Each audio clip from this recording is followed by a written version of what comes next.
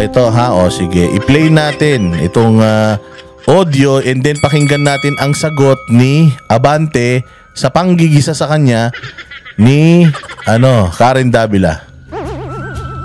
All right, we have with us now on Hot Copying House Quadcom co-chairman and Manila 6th District Representative Benny Abante. Representative Abante, good morning to you. Good morning, Karen. Good morning to all of you there watching this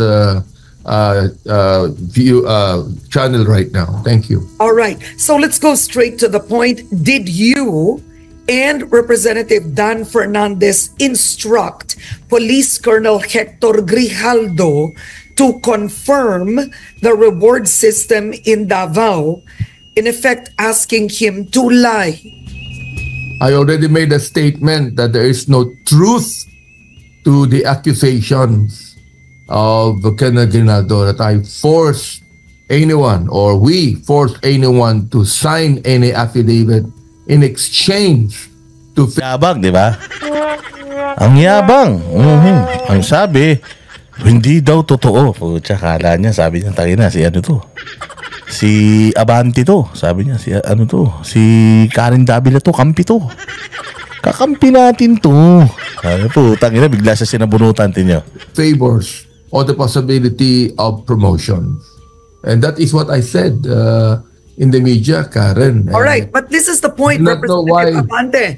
Wait, I won't let that go just yet. Tayo na ka, ha? Ang saya-saya mo pa, sige. What is your business and Dan Fernandez's business speaking to a resource person? Ganda, di ba? What is your business speaking to a resource person? Is that a usual thing that you are doing every time that you're conducting a hearing, Senate inquiry, whatsoever? Kasi ganito, ha?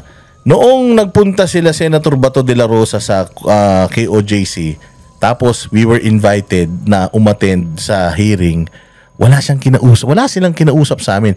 Tinuturo lang ng mga tao yung saan yung ganito, yung ganyan, ganito, ganyan. Pero wala silang kinausap sa amin at ng private at nakipagkwentuhan. Wala. Kasi ang protocol, ikaw yung komite, dapat balanse ka. May statement to, may statement kasi nag-iimbestiga ka.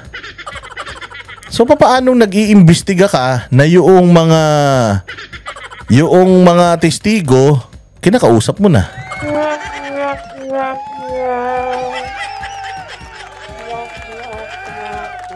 So hindi siya part ng protocol, sabi nga ni Bright Naya. So maling-mali. Why would you do that? He was actually a classmate of Colonel Garma. Okay, so si Colonel daw ay classmate ni Garma. So, ano naman? O sige, next. And Colonel Garma asked us if we can talk to Colonel Grijaldo because he has something to say. Oh, ano yun? Ano yun? So, parang para sa akin, yung istorya, kaklase siya ni Garma, tapos sinabi ni Garma sa amin na he has something to say. So, putang ina, hindi lang si Coronel sa Senado ang kinakausap nyo ng sikreto. Pati ito si Garma, kinakausap nyo ng sikreto.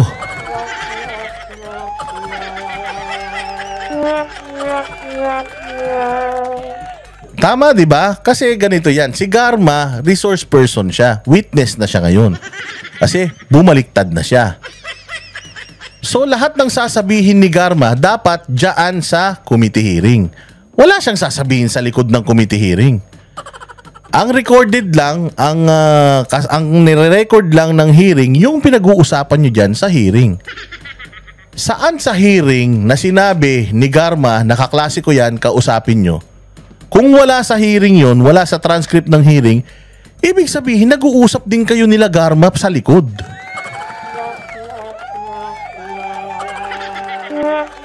So dito, sa interview na to, nabisto 2 beses si Abante. Na hindi lang si Coronel sa Senado, yung kanyang kinausap personal, pati si Garma, inuutusan na sila. Nag-i-strategize sila mga boss. Nag-i-strategize sila. Parang sinabi is, si Garma, kasi caught off guard siya dito sa interview na to, kala niya talaga okay So sinabi niya, si Garma, kaklase yan, sinabihan kami ni Garma, kausapin nyo. Baka may gusto siyang sabihin. Pwede ba yun?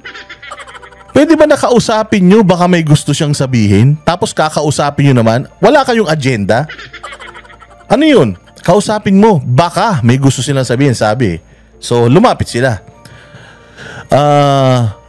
Anong gusto mo sabihin? Hindi naman ganun di ba?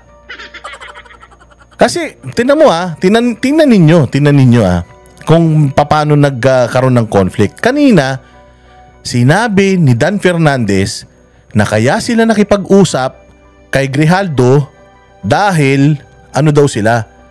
Nagbibet binibet nila yung mga statement or kung ano man. Kumbaga ina-align nila o chine-check daw niya kung naka-align. Tapos ito si Abante ang sinabi kaya sila nagpunta dahil sabi ni Garma papunta sila dahil may sasabihin. Sino nagsasabi ng totoo sa inyong dalawa?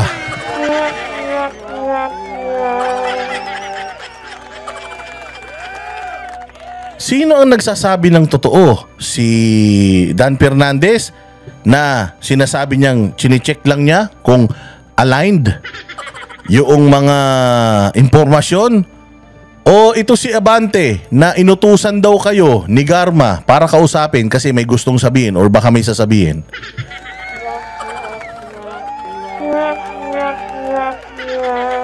Huling-huli kayong dalawa rito sa akto. Magkaiba pa kayo ng statement. Magkaiba kayo ng statement. Ibig sabihin, nagsisinungaling kayo pareho.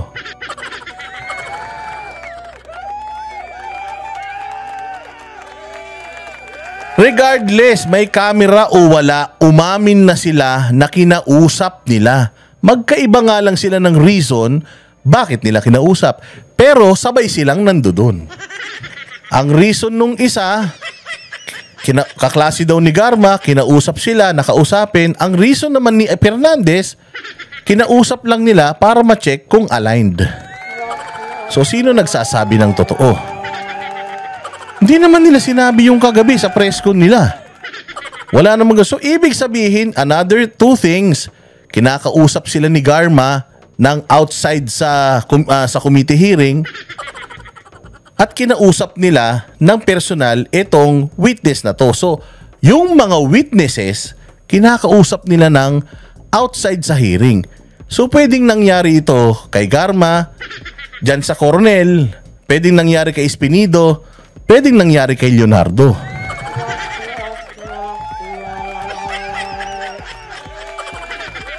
Tama o mali? Tama o mali?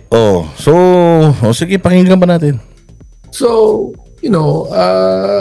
nagano naman kami, okay, we talk to him. But what you... Okay, we talk to him. Ano nga pinag-usapan nyo? Nilagay nyo siya, pwede nyo naman siya kausapin sa plenaryo. Bakit kailangan nyo pa siyang kausapin ng private, ng siya lang? Bakit kailangan pa sa isang private na room, kausapin nyo siya? Para saan?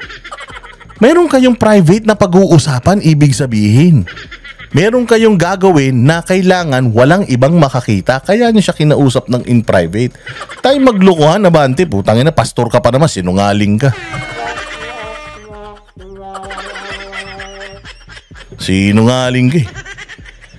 Sa mga nag-discuss nito, tanungin ko kayo, sa mga nag-discuss nito, sino ang nakapansin na nag-uusap sila ni Garma sa private? Ako lang.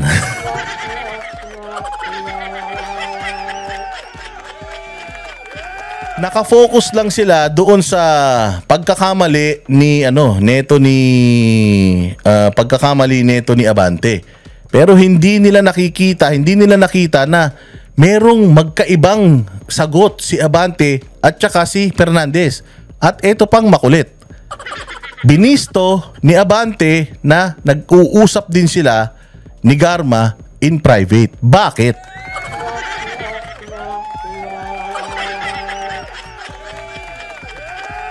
Bakit kayo nag-uusap ng private? Meron ba kayong mga transaksyones? Ano mga pinaggagawa ninyo sa buhay ninyo, ha? Huling-huli kayo sa akto, no? Hindi pa kayo nagsawa sa 14 hours ng Quadcom? Nag-uusap pa kayo sa pribado? O ano yan? Bago magsimula, may rehearsal muna. O para practice tayo. To the left, to the left, to the right. Ganon. Ibahin nyo, banateros. Pag kumalkal ang banateros, sabog ang balon-balunan yan. Sige, diretso. You did was wrong. That immediately put color and bias into the resource persons.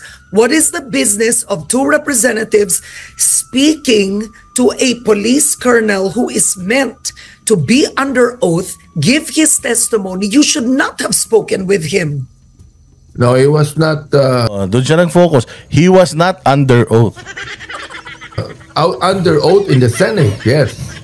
But when we talked to him, we were talking to him. So hindi pa siya under oath nung kinausap niyo siya.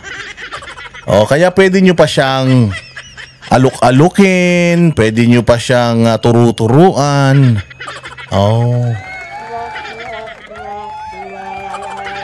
Galing Galing-galing mo dun Pwede siyang hindi pa pala siya under oath niyan. Okay, sige, diretso. In response to what Colonel Garma said, No, but in the end, he was going to speak in the Quadcom. They are under oath in the Quadcom, correct? yes, that's true. Yes. Yes, so why would you But speak we never. No, the point is this, Representative Abante. Yes, yes, Do you... Alam namin, Abante, na i-deny mo yung sinabi nung koronel. Pero inamin mo na nag-usap talaga kayo.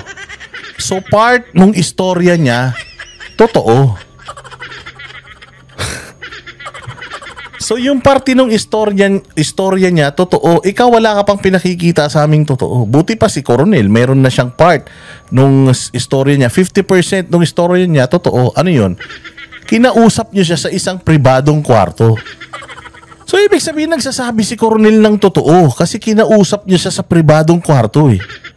Kung halimbawa si Coronel kinausap niyo lang sa pribadong kwarto tapos kinamusta niyo siya, kamusta ka na? Kumain ka na? Okay, appear. Umalis na kayo. Do you think pupunta yun sa Senado para umiyak at sabihin na inalok ako? Sinabihan ako na magsinungaling. Pinapili pa ako kung alin. May multiple choice pa kung saan ako fit. Sabi ko, hindi ako pwede rito, hindi rin ako pwede rito. Walang hiya na yan. So, tama yung sinasabi niya. Kasi nga, inamin mo na kinausap nyo siya eh. Hindi nyo nga lang sinabi kung ano yung pinag-usapan nyo. Diba? Sana yun ang tinanong nyo. Anong pinag-usapan nyo, sir? Nung kinausap nyo siya in private. Para sana mas lalong nakakatawa. Kasi walang maisasagot to. At pag may sinagot to, sigurado ko na mas malayo yun sa isasagot ni Dan Fernandez. Kung ako talaga to, yun ang tatanungin ko. Okay sir, sige, nag-usap kayo, no? Inamin mo. So, anong pinag-usapan nyo ron?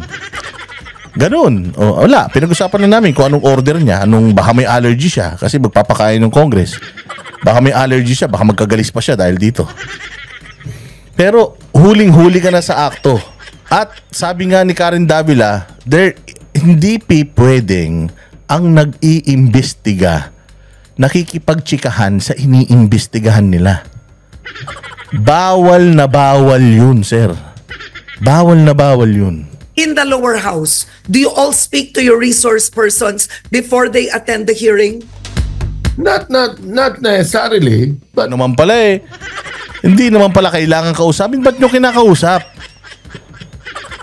in a way in Is which that the practice in the lower house? Karen, Is it the practice in the lower house that you speak? Sometimes these resource persons would request us. Nag-request ba si Coronel sa'yo? Sinabi ba niya na pumunta tayo sa private room, magkita tayo ron, may sasabihin ako? Wala. Ang sinabi mo, kinausap ka ni Garma na kaklase ko yan, kausapin mo. So, i-offer mo sa kanya yung in-offer mo din sa akin. Ganun yung pagkakaintindi namin, sir. Kaya kayo nagpunta ron at kinausap niyo siya. The fact na si Garma na bumaliktad, dating wala namang masamang sinasabi sa Duterte, bumaliktad, close na kayo. Inutusan niya pa kayo. Saan ka makakita na yung witness inuutusan yung mga nag-iimbestiga?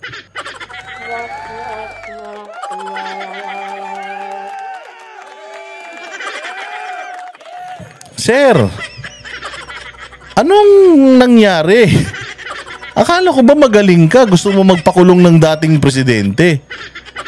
Tapos hindi ka marunong gumawa ng istorya, magdadahilan ka lang. Putang ina, huling-huli ka pa sa akto.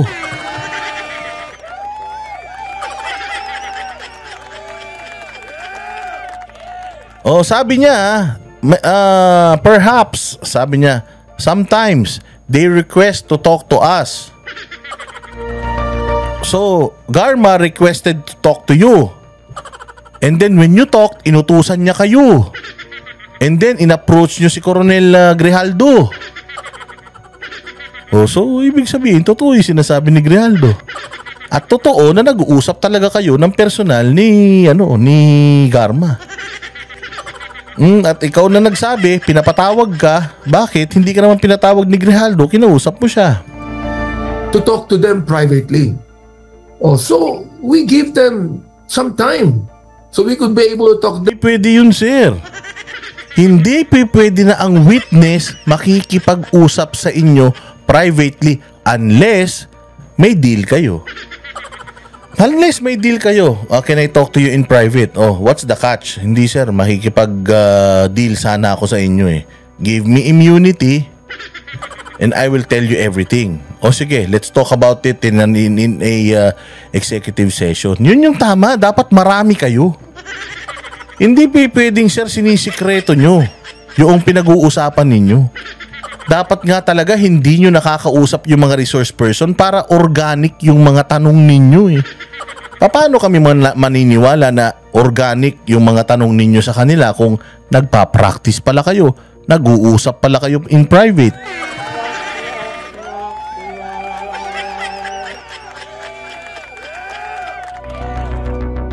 Them privately.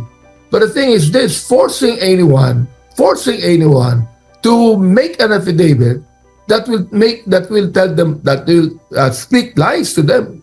We don't do that. Siyempre, hindi mo aminin.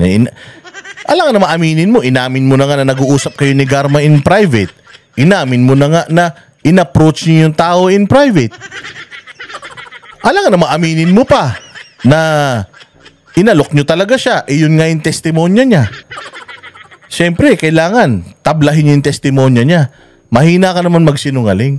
Sana sinabi mo, hindi namin in-approach yan. Bawal sa amin yun. Hindi namin kinakausap yan mga yan. Kakausapin man namin yan sa harap ng maraming tao. Hindi pwedeng ganyan. Sa private. Bakit? Sino ba sila? Kung ganun sana sinabi mo, medyo maniniwala kami sa'yo. Pero putang ina, sir, wala ka na. Utsa, hindi ka pwedeng hindi ka pwedeng magsinungaling sa akin. Hindi ka pwedeng magsinungaling sa akin. Putsa, napakasinungaling ko eh. You see? Okay, but he did not say you forced him to make an affidavit. This was his testimony in the Senate. Number one. Yung mukha niya, biglang lumaba. Putang ina, ano ba itong pinasok ko? Di pa naman ako nag-aalmusal. Doon naman si Karen Davila. Hindi ko naman alam na gugulpihin ako. Mas magaling pa kayo sa'yo si Karen Davila. Congressman? He said first that Congressman Dan Fernandez put the paper he was holding in the table at sinabi, yung paragraph na yun, yun ang affidavit ni Colonel Garma. Sinabi niya, ikumpirma mo na alam mo ang reward system. In other words, it appears that you were not objective, both of you, that you were in effect influencing a resource person to corroborate Garma's testimony. No, we're not. Accusation niya. We're not influencing him. We're just asking him because it was Colonel Garma who... You're just asking him what? Asking him what? Yun ang diretso mo. Because Colonel Garma told us to talk to him. We were asking him what? who actually told us, can you please talk to Colonel Grad because he's my classmate. Regardless, He has this is not something the to say. point. The thing is this.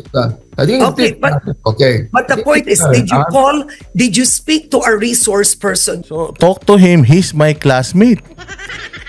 Oh, so what's the sense? Ano, sabihin mo, ganito lang yan eh. Oh, so Garma, ano ngayon kung kaklase mo siya? May alam ba siya? May alam ba siya dito? Di ba yun yung una mong tatanungin, sir? Kasi bakit ka mag-waste ng time na puntahan mo siya, abalahin mo yung sarili mo, mag-reserve ka pa ng room para lang kausapin mo siya. Dahil lang sinabi ni Garma na classmate ko, kausapin mo. Wala kayong agenda. May agenda kayo, sir, kaya kayo pumunta dun. Sinabi ba sa'yo ni Garma na kasabwat ko yan? Alam niyan yung ganito. Sinabi ba ni Garma? Kaya hindi mo rin sinabi kasi ganito lang yan eh. Tinawag kasi ako ni Garma. Sabi kasi ni Garma, may alam yan, kausapin ko. Kasi pag sinabi niya na, sabi ni Garma, may alam yan, kausapin ko, lalo silang masusukol. Lalo silang masusukol kasi pwede mong tanungin yun sa sa may mismong hearing na eh. Bakit mo pa kakausapin ng private? Yun yung punto dun, Congressman Abante. Yun ang punto. Bakit mo kakausapin in private yung tao? Tapos yung utos galing sa isa yung resource person na bumaliktad. Ibig sabihin, gawain nyo talaga yan dyan sa Kongreso. Ito, sa tingin lang namin sa mga balitang ito. Para sa amin, or tingin ko, pwedeng mali ako, gawain nyo talaga yan na painan yung mga walang kalaban-laban na mga uniformado dahil hawak nyo sila sa liig. Mga promotions ng mga congressman ay ng mga general, koronel, hawak yan ng House.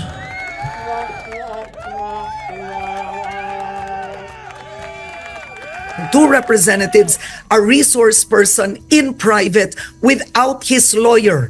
Did you do that? No, there were two lawyers there. Oh, sinungaling. There were two lawyers there. Yes, two lawyers but not his lawyer. Ano ka ba naman, sir? May dalawang abogado dun ni Garma. Kasama niya sa kwarto. Kasi nga, kukumbinsihin niyo siya. So, ikaw ang nag-confirm na may dalawang abogado dun sa loob. Anong business mo bilang isang congressman na ilagay mo yung tao doon may kasamang dalawang abogado nung nag-uutos sa'yo?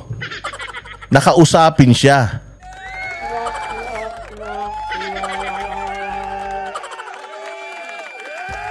So, ibig sabihin, totoo yung affidavit ni Coronel.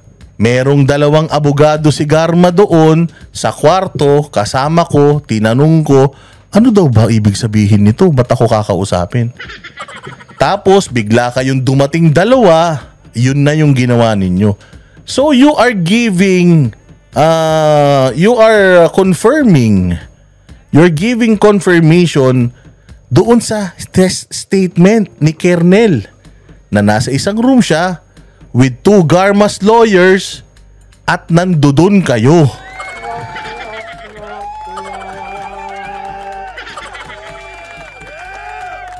Oh, so deny pa. Mali, sinungaling si Coronel. Ang ganda ng pagkakasulat niya, saktong-sakto sa kwento mo mismo. Alam mo, kulang na lang sa kwento mo, yung inamin mo, yung ginawa ninyo. Lahat nung sinabi nung Coronel dun, tama eh.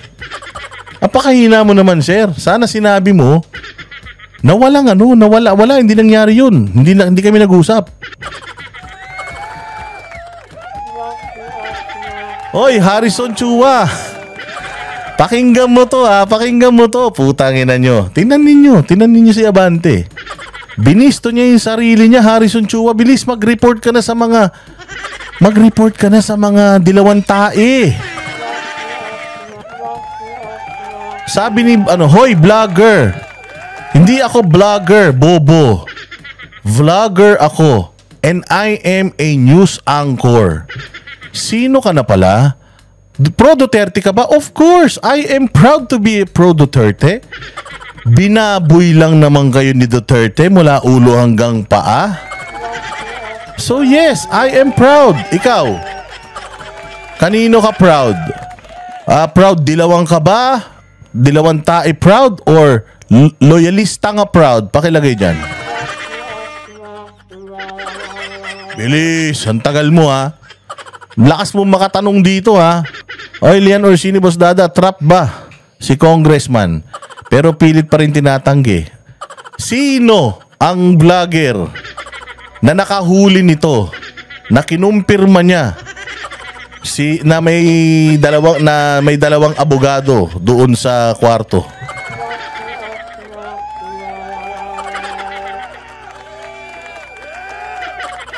Oh, ano na? Yari ka ngayon, sir. Sige. Wala daw abogado. Ay, may abogado naman daw. May abogado nga. Abogado na nag-utos sa'yo.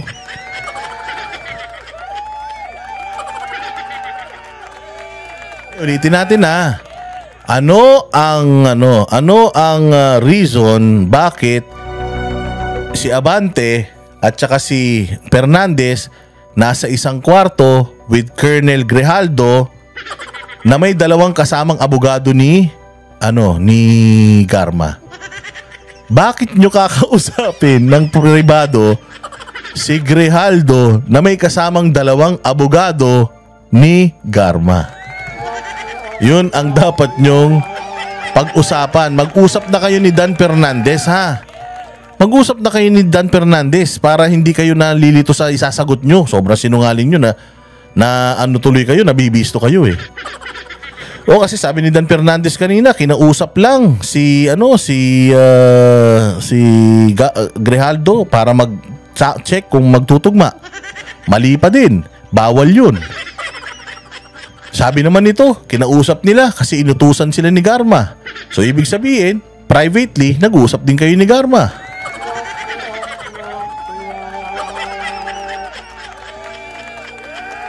Galing. Sige. His lawyers.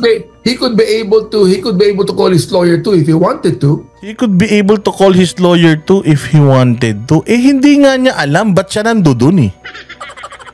Bakit siya tatawag ng lawyer? Hindi niya nga alam. Kayo ang nakakaalam kung ano ang purpose ng pag-uusap ninyo. Malalaman lang niya na kailangan niya ng abogado kung alam niya na kung ano yung agenda niyong dalawa. Hindi niya alam yung pinag-uusapan niyo eh. Paano siyang tatawag ng abogado niya? Tsaka, bakit pa niya kailangan tumawag ng abogado niya? In the first place, hindi niyo siya dapat kinakausap privately. Kung kakausapin niyo man siya, dapat doon sa inquiry mismo. Ang tanong, sir, bakit niyo nga siya kinakausap privately at kailangan niya pa ng abogado? No, that's not the point. When you spoke with him, was he alone? The point is this, Karen. Hindi, sagutin mo. And the point is this. Was he alone when you talked to him? Sabi mo, no, he was not alone because we were there. He was alone. He's not with his counsel. Therefore, he's alone. You're asking him to do something without his counsel. Bawal na bawal yan. Alam mo ba sa Alam mo ba sa Amerika, kapag nahuli ka ng pulis, hindi ka nila pwedeng i-interrogate hanggat wala kang abogado or tatanungin ka nila. They will ask you questions. Then you can always ask for a lawyer. When you ask for a lawyer, hindi ka na nila pwedeng kausapin ulit until you are being assisted with your lawyer. Putya ito. Kinausap nila yung tao nang walang abogado. Tapos parang kasalanan pa nung tao na wala siyang abogado. Pwede naman siyang tumawag. Yung unang-una sa, ba't yung ba ako kasi pinatawag dito? Hindi naman tayo dapat nag-uusap ng ganito. No force was given. The point is this. We did not tell him. We did not actually force him to make an affidavit. We did not force him to say that he agrees with Garma. All right? We did not do that. Anong ginawa nyo? We were just polite enough. We were just polite enough, Antindi. Polite enough because they wanted to speak to us. We're just polite enough to be able to. They want to speak with us? Ikaw na nga ang nagsabi, sir, kanina. Si Garma nag-request sa'yo na kausapin mo siya. Hindi alam ni Grijaldo na kakausapin mo siya. Anong polite enough for na parang pinagbigyan nyo pa sila na kausapin sila? Ano ka ba naman, sir? Give them the room for them to say something. Okay. Another We gave them the room for them to say something. Eh di putang ina nga, eh di ibig ngang sabihin, ginagawa nyo na yan dyan sa Congress. Ibig sabihin, nahuli lang kayo ngayon. Ibig sabihin, ginagawa nyo na sa Congress na if they want to talk, you talk to them in private para malaman nyo muna whether yung sasabihin niya will help yung committee nyo or not. Anong klase yun? Namimili kayo ng statement? Namimili kayo ng i-interviewin?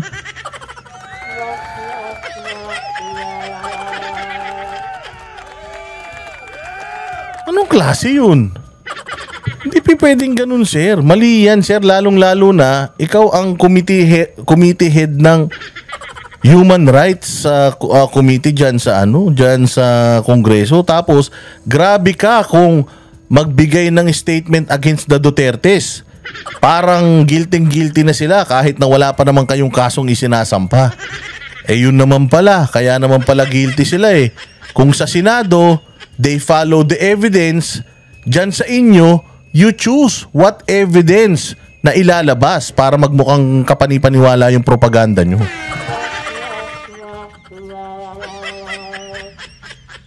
testimony he said in the Senate during that conversation, tinanong mo pa, o ilang taon ka na lang sa serbisyo, baka pwede ka bang general? Was there a part of the conversation that went this way? Yung mukha niyo, alam mong kabang-kaba siya eh. The lie. The thing is, why would people believe a killer? Patay tayo dyan, biglang ganun.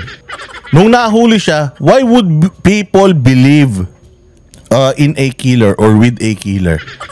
Biglang mamamatay tao na. Eh putang ina niyan, mamamatay tao pala yan, ba't ginamit niyong witness?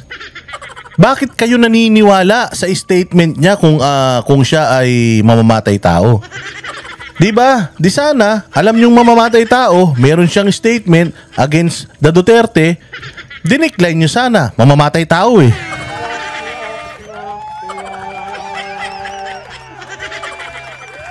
O hindi ba si Garma mamamatay tao din? Eh ba't pinaniniwalaan niyo si Garma? Anong klase yan? Ano to? Sukol na sukol ka dito, sir. Pasensya ka na ha. Pero wala ka ng lusot dito. Dito sa this interview will stay there forever. At hindi na to mabubura sa isip ng tao. Nung tinanong ka, totoo ba sir, na inalok mo siya ng promotion? Bakit ka naman maniniwala sa kriminal? Eh putang ina, kriminal pala. Bakit ginamit niyong witness dyan? Kung kriminal yan, hindi nyo dapat ginamit na witness yan. Di sana kumuha kayo ng mga witness na mga paring mga adik katulad nung nagpunta sa Senado.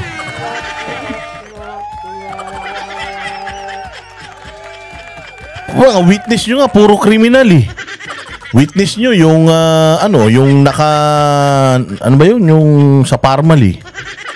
Oh, witness nyo yun. Sinabi si PRD konektado dito kay yung Chinese na may pogo din, putang ina niyan. Tapos sino pa? Yung si Kerwin Espinosa, putang ina, self-confessed drug lord. O ito pa, si Mabilog, tumakbo dahil nasa drug watch list. O tapos ito pa, itong kriminal na itong babaeng Garma na di umano sangkot dyan sa pagpatay dyan sa Mandaluyong. Oh, tapos ito, kanyo, kriminal to, mamamatay tao. O yan din. Ginawa nyo ring testigo. Oh, ano na? So sasabihin mo, bakit kami maniniwala sa kriminal na nagsasalita sa Senado? Eh, puro kriminal yung pinagsasalita nyo dyan.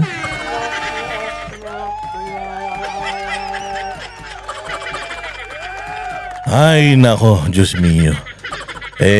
Kung ganyan ang ganyan lagi ang ano natin, ang istoryahin natin, wala mangyayari sa bayan natin.